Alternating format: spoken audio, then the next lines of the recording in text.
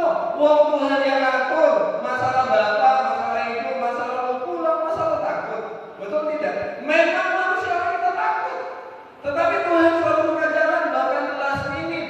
Mau kita keserempet, mau kita kejepit, kepepet, semuanya Tuhan satu. Sebab ada Yesus. Kenapa semua keadaan itu merasa kita terhimpit? Bahkan saudara, justru dalam keadaan hati-hati, kalau dalam keadaan sesak, jika hati kita tawar, maka kecilan itu kekuatan. Kenapa supaya kita sesak? Supaya kekuatan Tuhan yang muncul. Amin. Kalau orang andalkan koneksi, andalkan terapi skill, andalkan terapi kepintaran, bahkan kelihatannya mengandalkan, kelihatannya iman, tapi iman yang kita bangun dari dasar karena kita yakin kekuatan kita mampu, tidak. Tapi iman yang berdasarkan Paulus berkata justru dalam kelemahan aku kuat. Bayangkan, tiba-tiba TNI muncul, baru dia juga melihat dia bicara tentang keluarga.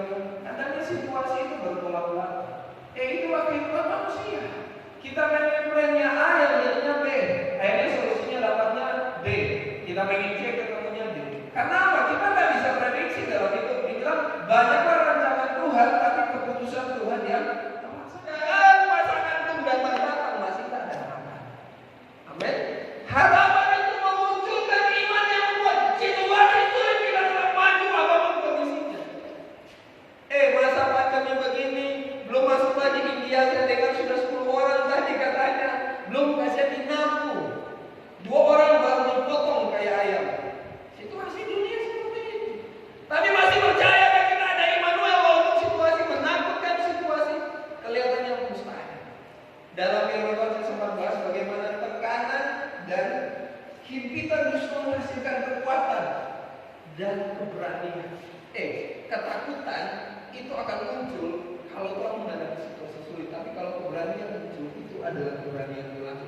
Karena bukan disusun pakai materi manusia. Dalam kehimpitan keluarga masih tolak. Tapi kalau tetap maju dan melangkah, saya bahas status tadi dan nonton, tiba-tiba saya dapat begini. Justru dalam kelihatan segala sesuatu sirna, harapan yang membuat kita akan tetap melangkah. Betul tidak? Bagaimana harapan kita kayaknya sudah sulit melihat segala sesuatu. Kalau kamu punya harapan, harapan itu akan membuat kamu maju. Nah, harapan itu siapa sih? 1 Timotius 1 ayat 1 kita buka.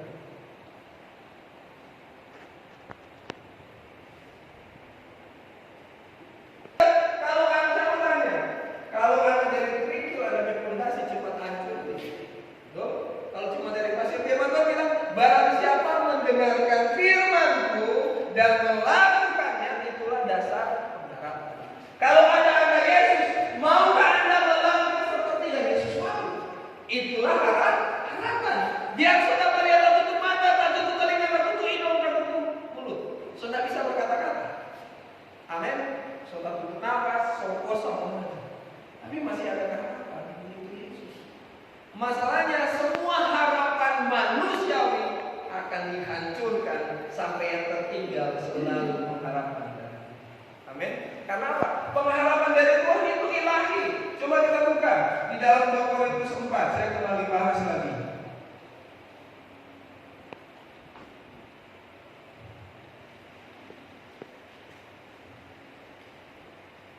Meskipun manusia lahiriah kami semakin merosot, namun manusia batinnya kami dibaharui dari sehari ke sehari.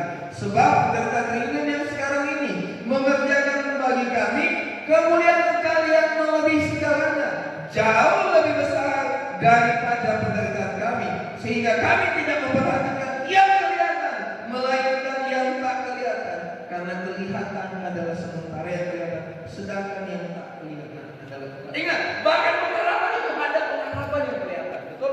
Caranya Ibu Yo tadi mah, Kak Yo atau apa saya tidak tahu. Pengennya saya lancar begini, saya ketemu orang begini, beli tiket begini, semuanya lancar. Pengharapannya manusiawi bahkan kelihatan positif dimatikan sehingga pengharapan ilahi itu yang muncul. Kenapa? Supaya Tuhan yang dimuliakan. Kemuliaan yang kita dapat untuk Yesus. Betul? Bukan kemuliaan kita. Sehingga kalau mau berharapan, dasarnya harus dasarkan kepada Yesus. Walaupun situasi itu sulit. Amin. Situasi tidak ada jawaban, masih ada pengharapan. Orang bilang kurang bertekuk lutut. Kalau Anda baca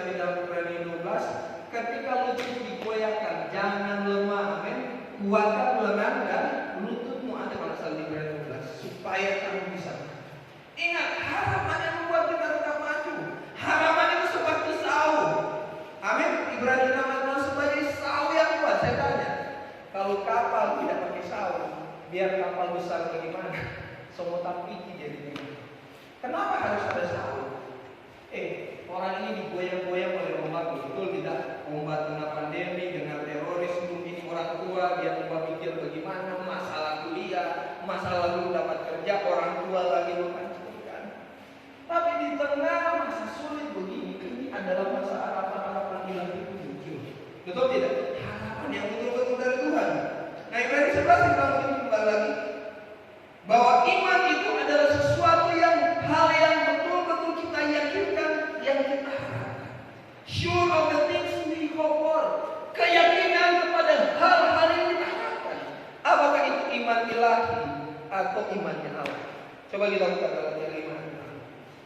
Saya akan menjelaskan firman, saya tadi mengajar. Atau hari-hari ini saya cuma berdoa ketika saya tak banyak keluar karena harus jaga istri. Tuhan, kalau saya hari ini banyak mengajar dan banyak berdoa. Saya memang sudah tidak pernah datang di sini pertama, saya lebih banyak di menara doa. Karena apa? Saya mau pengen dapat sesuatu amunisinya dari Tuhan. Amin. Sesuatu di mana kita betul-betul mendapat dari Tuhan. Galatia 5:6 kita buka.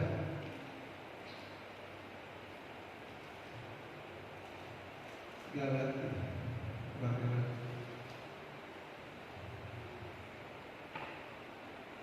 Sudah dapat? Galatia 5 ayat 6. Kita baca sama-sama. 1, 2, 3.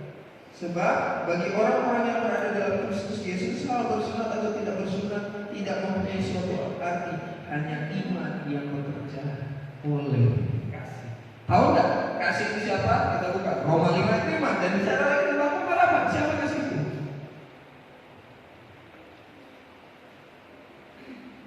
Bisa mengerti ya? Saya tidak terlalu cepat. Roma 5 ayat 5 kita baca. Supaya anak makin mengenal betapa hebatnya Kristus. Roma 5 ayat 5. Saya sudah bahas lagi melalui berikut 1, 2, 3. Dan pengharapan tidak mengecewakan, karena kasih Allah telah dicurahkan di dalam hati kita oleh Roh Kudus yang telah dikaruniakan kepada kita. Tahu tidak? Pengharapan yang tidak mengecewakan itu menghasilkan iman. Amen. Iman yang bekerja oleh kasih. Kasih apa? Kasih yang telah dicurahkan oleh Roh Kudus. Artinya iman yang hanya berpengharapan kepada agama itu siapa? Yesus. Sehingga iman-iman palsu yang kelihatan rohani, hanya iman Yesus yang muncul. Betul? Kadang ada iman-iman yang kelihatan iman ilahi, tapi iman yang tidak berdasarkan Yesus Kristus. Saya ada banyak uang, saya pasti lulus. Betul? Saya ada koneksi, saya pasti tebus. Itu iman-iman manusiawi. Tapi kalau iman ilahi memang dia memiliki ancol, supaya yang tersisa iman yang bekerja oleh kasih. Beri tepuk tangan yang mulia. Supaya Anda mengerti, hari-hari ini hanya bekerja oleh kasih. Kasih itu adalah yang paling besar, sebab iman, pengharapan, dan kasih. Dan yang paling besar adalah kasih. NLT bilang begini, inilah kualitas yang paling terakhir yang dibutuhkan. Ini versi New Living Translation, 1 Korintus 13:13. Iman, pengharapan, dan kasih. Oke, saya dapat poin yang baru. Dengan adanya kasih agape dicurahkan kepada kita, oke, bisa mengerti Roma 5 ayat 5, maka timbul pengharapan. Semua dari agape. Agape siapa? Yesus. Dan dibilang Galatia 5 ayat 6, maka iman bekerja oleh kasih. Jadi dari iman menimbulkan pengharapan, dari kasih menimbulkan pengharapan. Roma 5. Dan berlanjut di mana? Galatia 5 ayat 6, iman yang bekerja oleh kasih. Dari kasih yang tidak pernah gagal dari Yesus, datang kepada kita menjadi pengharapan yang tidak mengecewakan, dan kita muncul iman yang hanya satu-satunya sumber Yesus. Sehingga pengharapan itu tidak pernah sia-sia. Anda tahu bahwa Tuhan begitu mengasihi Anda sehingga harus mengasihi Tuhan itu sangat. Kenapa kita mengasihi Tuhan sangat? Yang demi pengorbanan kasihnya lebih dari cukup untuk jadi dasar buat kita untuk memberi yang terbaik. Amin. Kenapa Anda melayani? Kenapa Anda maju? Kenapa harus memberikan hidup berbakti, menjadi murid, bahkan harus radikal? Karena iman yang dikerjakan oleh kasih adalah pengharapan yang tidak pernah sia. Bisa mengerti? Pengharapan itu yang membuat kita tetap maju. Di Yeremia 30 ada sesuatu yang membakar di dalam hatiku. Amin. Kemudian dalam Kitab Agung 6:8 dibilang ada cintanya seperti maut. Kasih yang Tuhan itu mengalahkan maut. Orang brengsek kayak kita dia tabrak itu maut supaya kita ditebus, oke? Sehingga muncul pengharapan yang tidak mengecewakan karena kasih Allah dicurahkan sama kita. Bisa mengerti? Sehingga kasih Allah menjadi motivasi dasar utama bagi kita melayani. Tuhan akan hilangkan semua dasar-dasar yang kelihatan rohani, tapi memunculkan dasar ilahi yaitu hanya kasih Yesus. Betul? Sehingga Anda bisa memberikan hidup Anda tanpa motivasi, tanpa endorse. Kayak mana? Kak Novi, Kak Grace, semua masih manusia. Kadang masih ada di sisi motivasi manusia. Tapi kalau Tuhan, mungkin Kak Novi bisa mengecewakan, Kak Emang, Kak Grace nggak sempurna kan masih ada kekurangan. Tapi Tuhan adalah pengharapan yang tidak mengecewakan. Kalau sudah ada terus, masalahnya itu maju, jangan berhenti. Amin. Tuhan sudah mencurahkan harapan yang tidak akan pernah sirna. Iman yang bekerja oleh kasih itu yang akan menjadi dasar buat kita. Amin. Bahkan sesuatu yang kelihatan mati. Coba kita buka Yesaya 37 ayat 11 sampai 14. Mungkin sudah dengar tentang tulang kering ya, kan?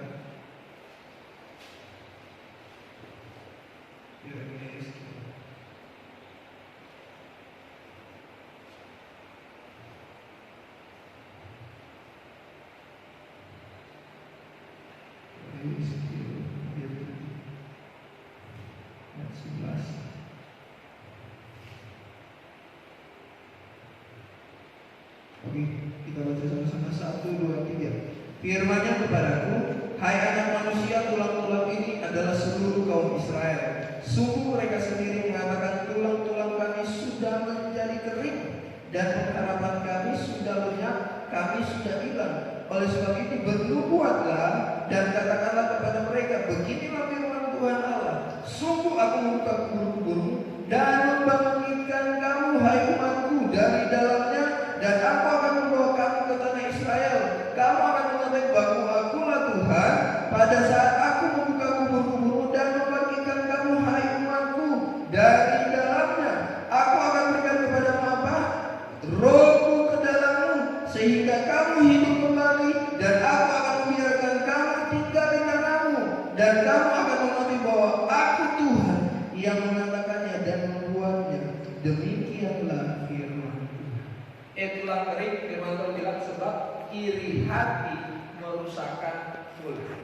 Kalau kita sudah tidak dipenuhi oleh Roh Kudus, masuk iri hati, betul, masuk kekecewaan, masuk kepahitan, masuk ke apa lagi? Akar dendam semuanya, dan itu mulai merasakan tulang. Itu yang dinamakan dengan tulang kering. Itu dia dinamakan hopeless. Kalau orang kehilangan pengharapan, muncul namanya stres, kemudian apa? Depresi. Kalau sudah depresi tingkat berat, nanti mau dilihat di Mangkoro sana. Jadi itu orang-orang hopeless di sana. Amin. Nah, hari-hari ini masa-masa sulit ini orang harus punya pengharapan yang kekal. Amin. Yang dasarnya adalah Kristus yang tidak pernah sirna. Amin. Supaya kita tetap maju. Kadang memang ada pengorbanan, bahkan pengorbanan kita tidak dihitung, apa yang kita lakukan tidak dihitung, semuanya kelihatan seperti sia-sia.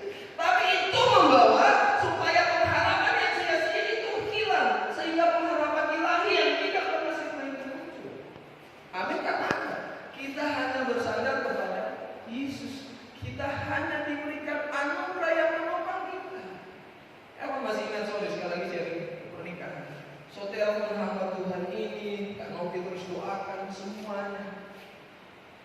Kalisa sudah berpikir begini, kalau memang kehendak Tuhan, orang tua pasti jalan.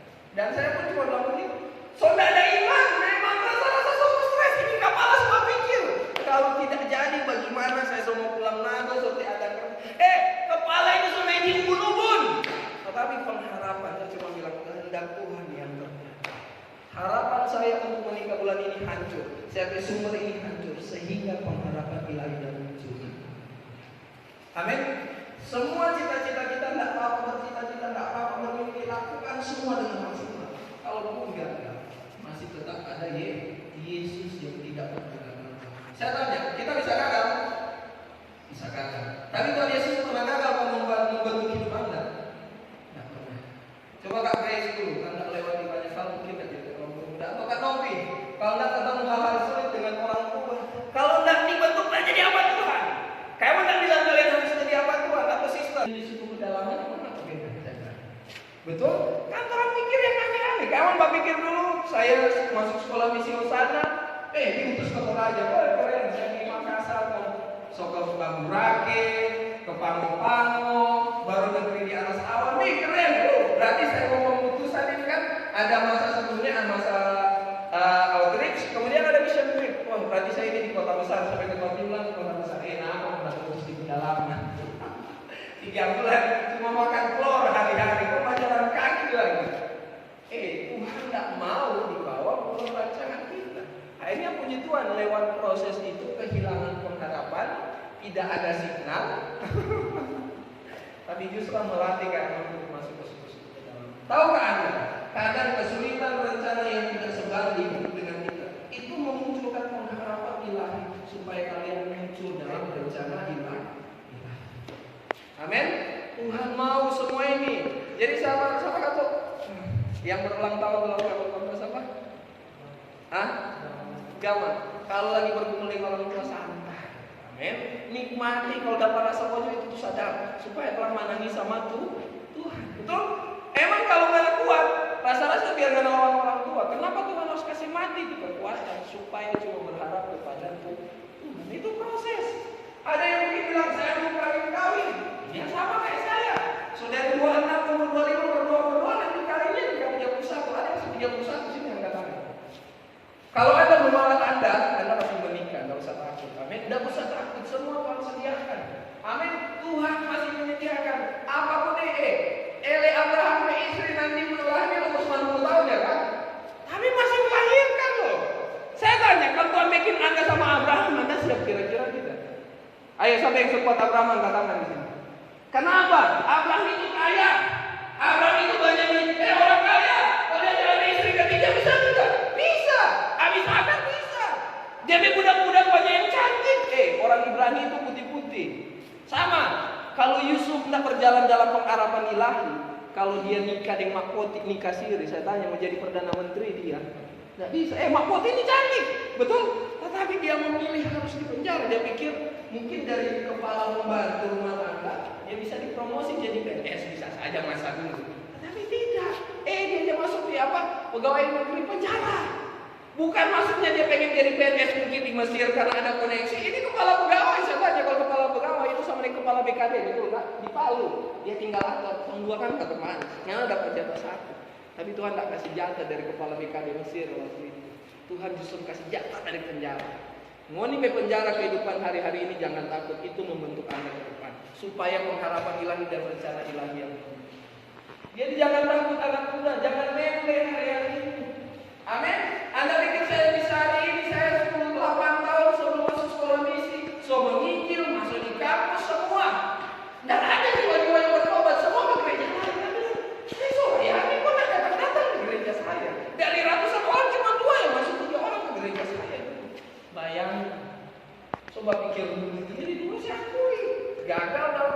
Semua nikah sebelum nikah bisa gagal lagi dalam pernikahan. Pun yang mematikan lagi habis itu sadar. Ini habis itu putus, muncul lebih bahasa binatang. Untung saya tidak menikah dengan calon yang itu. Kalau kita menikah hari-hari dapat veto. Saya nggak dari balik. Tapi rambut berubah diri. Kenapa? Jadi angus. Anda pernah lihat kalau kota serong jadi angus. Hari-hari dapat angus memang di rumah. Tapi puji Tuhan dapat istri. Walaupun masih ada kekurangan tapi tidak semua mati yang sebelumnya. Itu yang terbaik dari Tuhan. Amin. Jadi di tengah situasi bunda bulana galau gelisah, kantong ada mengucap syukur karena Yesus adalah pengharapan. Amin. Situasi apapun, pembentukan apapun, masalah apapun itu membentuk kami. Dan nangis. Semua kita ada kebaikan Tuhan yang membentuk. Supaya dasarnya cuma Yesus. Paulus bisa kuat karena dasar pengharapannya adalah siapa? Yesus. Hidup ini hanya bicara tentang pengenalan. Amin. Sorry saya lupa. Yul dan siapa lagi itu? Dia. Sorry saya ini lupa ingat. Kenapa harus melewati itu supaya Tuhan bisa Anda kenal?